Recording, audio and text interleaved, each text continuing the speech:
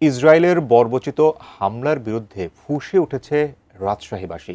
নগরীর Sahebbazar zero point থেকে এ বিষয়ে আরও জানাতে সরাসরি যুক্ত হচ্ছেন প্রতিনিধি বুলবুল হাবিব। আমরা জানি যে সারা বাংলাদেশে কিন্তু সবাই প্রতিবাদ জানাচ্ছে গাজাতে ইসরায়েলের হামলার জন্য। রাজশাহীবাসী আমরাও জানি যে তারা আন্দোলনে সামিল হয়েছে। কি কি রয়েছে আপনার কাছে জানাবেন। শাকুর, আসলে গাজায় যে অব্যাহত হত্যাযজ্ঞ এবং আক্রমণ চালাচ্ছে ইসরায়েল, তার প্রতিবাদে কিন্তু তীব্র ধিক্কার, তীব্র ক্ষোভ, ঘৃণা প্রকাশ করছে পুরো রাজশাহীবাসী। তারই কর্মসূচির অংশ হিসেবে গ্লোবাল ফর স্ট্রাইক, এই কর্মসূচির অংশ হিসেবে রাজশাহীর আপামর জনসাধারণ কিন্তু ফুঁসে উঠেছে। এবং আমরা দেখেছি রাজশাহীর সাহেববাজার জিরো পয়েন্টে এর আগে আমরা 12টার খবরে বলেছিলাম রাজশাহী বিশ্ববিদ্যালয় প্রশাসনের পক্ষ থেকে যে কর্মসূচি ছিল তার খবর।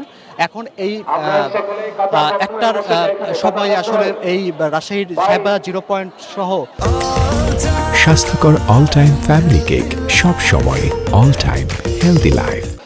এই এলাকায় কয়েক শতাধিক মানুষ কিন্তু তারা তাদের তীব্র ঘৃণা ক্ষোভ প্রকাশ করছেন এবং এখানে তারা 12:15 দিকে একত্রিত হয়েছেন এবং তারপরে এখানে বিক্ষোভ মিছিল করেছেন তারা এবং বিক্ষোভ মিছিল শেষে আবার এই সাহেববাজার জিরো পয়েন্টে অবস্থান নিয়েছেন এবং তারা 5টা পর্যন্ত এইখানে অবস্থান নেবেন। এখানে প্রায় 14 থেকে 15টি সংগঠন তারা তাদের এই কর্মসূচি পালন করছেন এবং কর্মসূচির পক্ষ থেকে তারা তাদের যে এই মানে ধিক্কার, তীব্র ঘৃণা, সেই ক্ষোভ প্রকাশ করছেন এবং এখানে কিন্তু এই ক্ষোভের মধ্য দিয়ে তারা বিশ্ব মানে মুসলমানদেরকে ঐক্যবদ্ধ হওয়ার জন্য একটা আহ্বান জানাচ্ছে এবং সারা বিশ্বের মুসলিমরা ঐক্যবদ্ধ হয়ে যেন ইসরায়েলের প্রতি তীব্র ঘৃণা প্রকাশ করেন সেই বিষয় নিয়ে বলছে।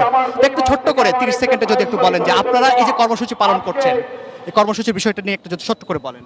দেখেন, সারা বাংলাদেশের আজকে রাজশাহী যেভাবে জেগে উঠেছে, আমরা আবারও একটা জুলাই দেখতে পেলাম। আমরা একটা জিনিসই বলতে চাই যে মুসলমানদের মানে একতাবদ্ধ শক্তিটা খুবই জরুরি এবং বাংলাদেশের পক্ষ থেকে আমরা কি করতে পারি, আমরা বাংলাদেশের পাসপোর্টে এক্সেপ্ট ইসরায়েল যেটা বিষয়টা ছিল এটা অবশ্যই আবার যোগ করতে হবে। বাংলাদেশের ইন্টারিমকে আমরা অনুরোধ জানাবো, সাথে সাথে যত ইসরায়েলি পণ্য আছে রাষ্ট্রীয়ভাবে সেগুলো নিষেধাজ্ঞা আরোপ করতে হবে এবং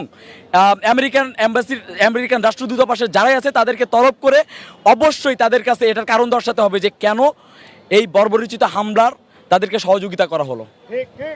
ধন্যবাদ।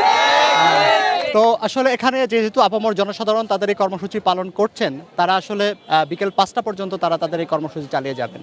তো শাকুর, এই ছিল এখান থেকে যে গাজার উপরে যে অব্যাহত হামলা এবং আক্রমণ চলছে তার প্রতিবাদে এখানকার আপামর জনসাধারণের আন্দোলনের কর্মসূচি।